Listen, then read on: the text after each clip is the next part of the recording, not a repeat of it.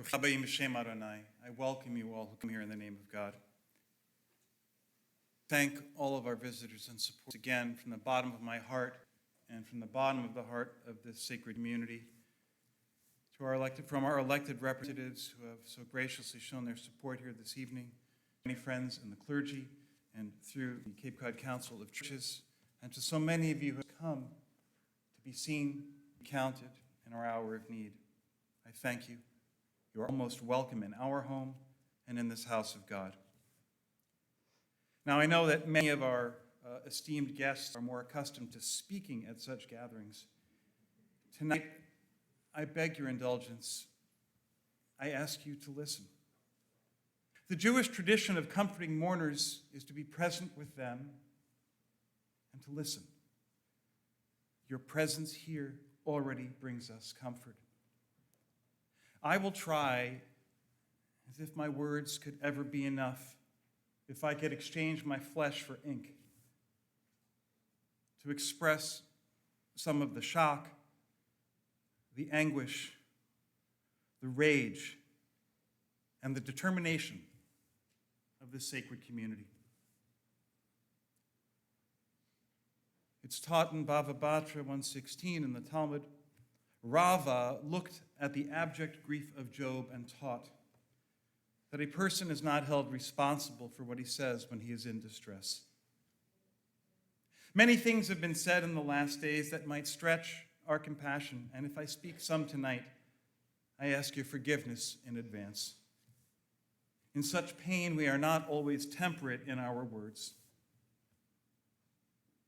Tonight is Shabbat Bereshit. It's named for the first book of the Torah, and the first part of it, it details creation, the world, and all in it. And it moves in just a few short chapters to the murder of Abel by his brother Cain.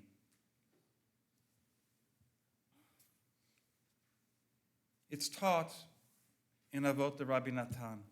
Anyone who causes one life to be lost, the Torah considers it as if he had destroyed the entire world. And for this is what we find with Cain, who killed his brother Abel. For it says this in Genesis 4, the voice of your brother's bloods, kol demei achicha, cry out to me from the ground. It should say blood, but it says bloods. It teaches that this was also the blood of his children and his children's children and all his future generations until the end of the human line that would have one day descended from him, but now will not. As we gather here with the dead still before us, I ask you to pause and consider the worlds destroyed. Men, women, and children murdered in their homes and on the streets. The bodies of infants riddled with bullets and beheaded. Children bound and burned alive. Women raped next to the corpses of their families and then paraded as trophies as they bled out. World after world destroyed. Hamas is a death cult that explicitly condones the deaths of Israelis and Jews in all places. They embrace the death of their own people as a tool of propaganda. Israeli troops found an ISIS flag on the bodies of one of the murderers, meant to be raised in a town in Israel. The evil they committed is unfathomable. Unfortunately, it is also known to the Jewish people. This is not the first time. As President Biden said in his powerful words this week, this has been a millennium for the Jewish people. Do you remember where you were 3 years ago when you found out about the murder of George Floyd? What you felt? For way too many Americans, it was a moment of sudden knowledge. The voices who had cried out for decades about the implicit permission our society gives for violence against black bodies had simply been ignored. Well, they were heard then. outrage in the streets, demonstrations.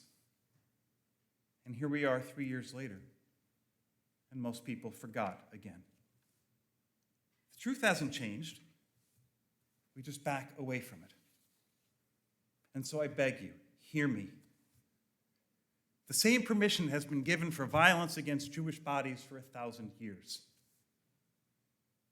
For too long have we shouted into the wind, hear us, believe us. The 200,000 murdered in the pogroms of Russia were not enough. The 100,000 murdered in the Khmelnytsky riots were not enough. The summary expulsion of our people from Spain in 1492 was not enough. Only the horrors of the Shoah and the slaughter of 6 million of our people in the very heart of Christian Europe, only then did the world hear us. And then most people forgot again. We Jews cannot forget, because to do so would be to sign a suicide note. We cannot forget, because our history goes back long before 1945. We cannot forget, because yes, we know of the Holocaust, but we also know of the Farhud. We cannot forget, because we were a people without a home for 2,000 years, hounded from land to land. We cannot forget, because at every stop we sought security. Again and again, it was ripped away with murder, rape, theft, and expulsion. We cannot forget, because it was not about what we did, but who we were. We are a people, Am Yisrael, the people of Israel, who were never accepted as equals and most often held in contempt. This is why here in America, as proud American citizens, we have an Israeli flag on our bima. For many reasons. We have one because people can have a home and a homeland.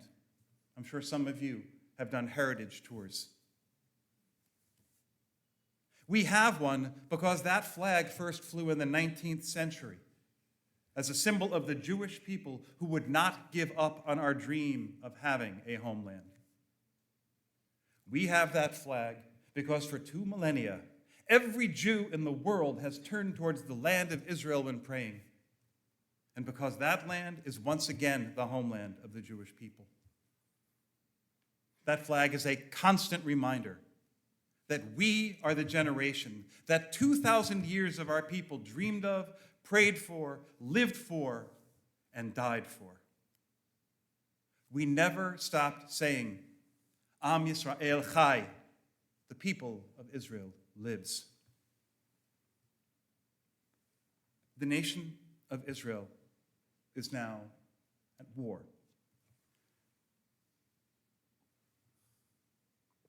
In America, precious few of us know what this means. Our nation has not declared war since 1941. I fear we have forgotten what it means to be on a true war footing as a nation. Tonight, in Israel, as we sit comfortably here, 1 in every 20 citizens is on active military duty. Everyone is affected. Over 300,000 soldiers have been called up from the reserves. It's hard to find anything to compare this to in our nation today. These reservists have shown up in greater numbers than requested, volunteering. Israelis are flying home from around the world to put on their uniforms and take their stations. The entire nation has pulled together in a few days. I'm going to ask you now, if you are Israeli, please rise. If you have friends and family in Israel, please rise.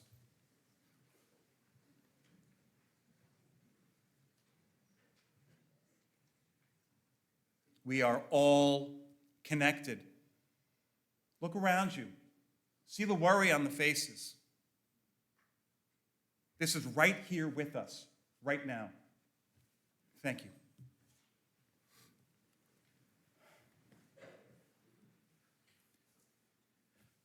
What does it mean to be at war? We are seeing it real time. Contrary to what most people may understand, there are laws for armed conflict, and the IDF follows them, the Israel Defense Forces. I am no expert on these laws. Rear Admiral Harold Robinson is with us, and he is an expert on them. So please find him later if you have questions. But I know the basics, and this I can tell you.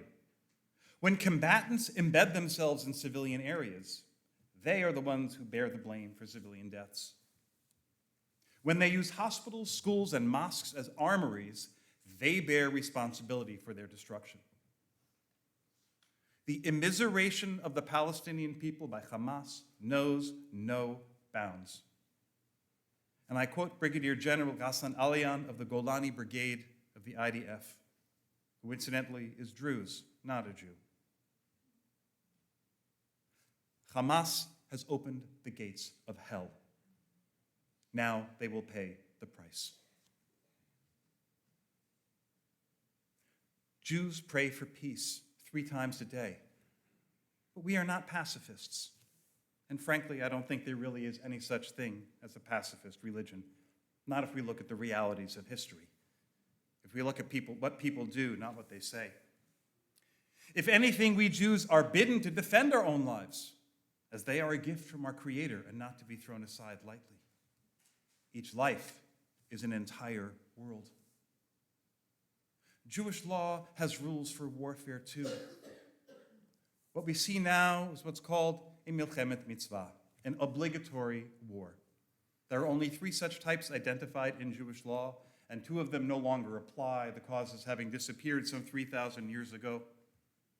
The only category of an obligatory war that remains is self-defense. And when war begins, as our own General William T. Sherman said, war is hell. War is the most horrific thing that people can do.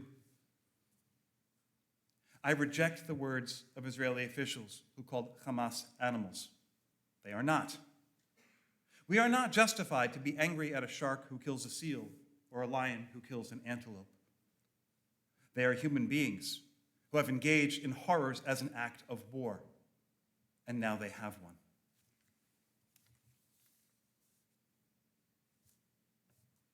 In Midrash Tanchuma, Amar Rabbi Elazar, Kol shena'aseh rachman al ha'achzari, lasof na'aseh achzar al harachmanim. One who becomes compassionate to the cruel will ultimately become cruel to the compassionate. War is hell on earth. And in this case, there is only one acceptable conclusion for Israel and for those who stand against barbarism and cults of death: the elimination of Hamas as a viable force. Anything less invites a return of the same barbaric cruelty against Israel's citizens. And I ask you, if this had been your family, if this had been your loved ones, would you wait for it to happen again? Or would you stop it? We weep for the suffering of Gaza's population. The breath of God is in every man, woman, and child in the Gaza Strip. As anyone who has been to a Passover Seder can tell you, when we observe it and recite the 10 plagues visited upon Egypt, the very 10 plagues that enabled our people to go free, we remove wine from our cups in mourning for the Egyptians who died so that we might be free. There is no joy in death, even of our enemies. We weep that they cannot choose otherwise. The last thing anyone in Israel wants is dead civilians.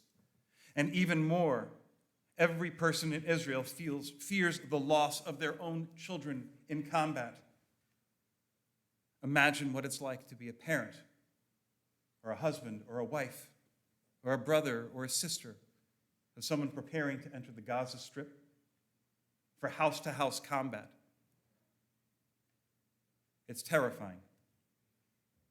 You see the faces of the young soldiers 19, 20, 21 years old. This is what war means. It is hell on earth. But the responsibility for all of them lays squarely with Hamas. Nothing can change that. If Hamas truly cared for the Palestinian people, they could stop this war tomorrow by simply surrendering and releasing the hostages. But that is not what they are doing.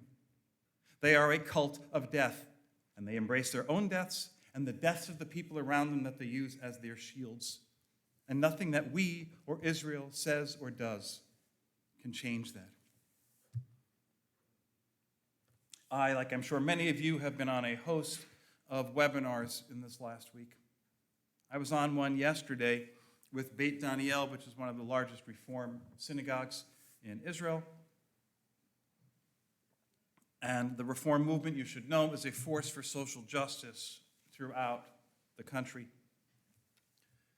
Because of personal connections from Mayor Azari, we had Manuel Trachtenberg from the Institute for National Security Studies speaking with us. He is a key advisor to governments and a personal friend of Gadi Eisenkot, who was just brought into the emergency government to help run the war in Israel. He marked 2 points. He said that 1973, 50 years ago, was a turning point for Israel.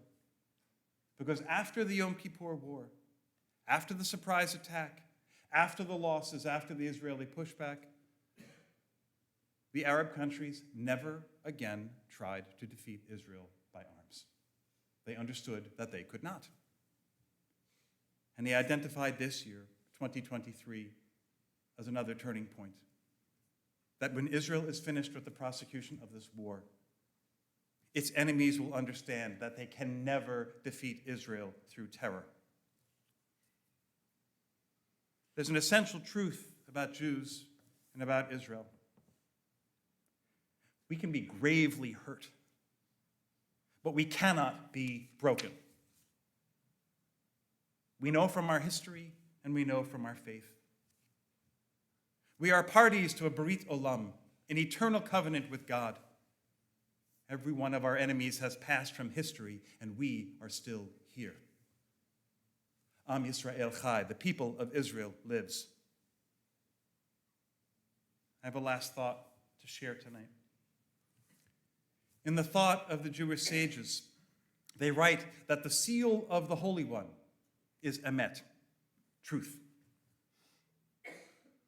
To stand with Israel and to stand with us here tonight also means to stand up against the terrible lies that have permeated the discourse. For decades, literal Soviet and Nazi propaganda, repurposed and adapted, has been used against Israel. The racialization of the conflict and the constant denigration of Jews has been directly adapted from the Nazis. The risible claims that Israel is a European settler colonialist state is adapted from the Soviet Union. I ask you here tonight, would you dare speak to the members of my congregation, this holy group, that survived the horrors of the Soviet Union, and repeat words of Soviet propaganda to them? Intelligent, well-meaning, caring, good people can be led astray. If you find yourself in a circle of people who are defending mass murder and embracing a death cult, I beg you, reconsider your position. If you, as I, truly believe in the need and the right for a peaceful state of Palestine next to a peaceful state of Israel, I beg you, back away from this old, discredited propaganda. Delegitimizing Israel will not build a state of Palestine. It will only build hate. Instead, I invite you to set aside any partisan reflexes, to simply consider the facts before us. If you accept as a fact that the Jewish people are real, that we exist, and that we're still here, and if you accept the fact that the Jewish people have a right to self-determination, if you accept the right to that self-determination includes some part of the land of Israel, If you accept all of this, then I invite you to say with me that you are a Zionist. Left, right, or center, all the rest is up for argument. I am a Zionist because I believe that the Jewish people has the right to self-determination in some part of the land of Israel. I believe that after 2,000 years of wandering, our people has a home and deserves security and safety in it. And only then will the words of the prophet Isaiah come true. Lo yisagoy el goy cherev, lo yilmadu od milchama.